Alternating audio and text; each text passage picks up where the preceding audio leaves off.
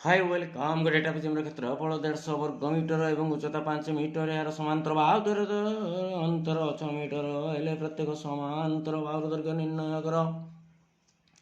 तो देखिए ABCD trapezium रे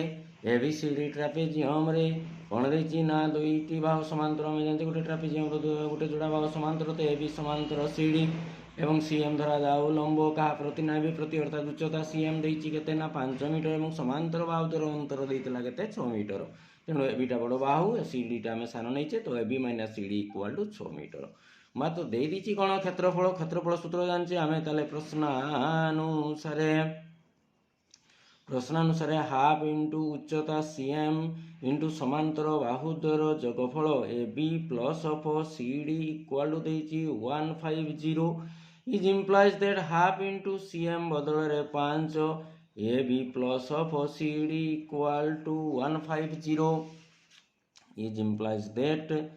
ए B plus C D equal to 150 एपटे थिला 2टा तले ऊपर को गला ऊपर 5 थिला बाय हैला 5 3 15 30 दुणे 60 ताले दुईटी बाहुर जोगफल आमे पाइले 60 मीटर पाइले किंतु दत्त कौन देइची ना दत्त थिला A B minus C D equal to 6 metre धरा जाऊ ये इक्वेशन 2 अतएव A B equal to A B plus of C D plus of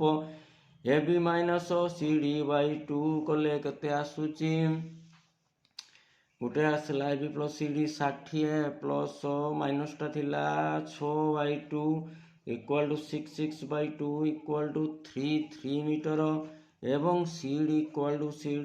to केते आसीबो ना A B plus of C D minus A B minus of C D divided by 2 ताले आसीगला 60 minus 6 by 2 54 by 2 27 metre तो समांतर बाहु द्वयर दैर्घ्य निर्णय करथिला गोटे समांतर बाहु पाइले आमे 33 आ गोटे पाइले 27 आंसर। Thank you.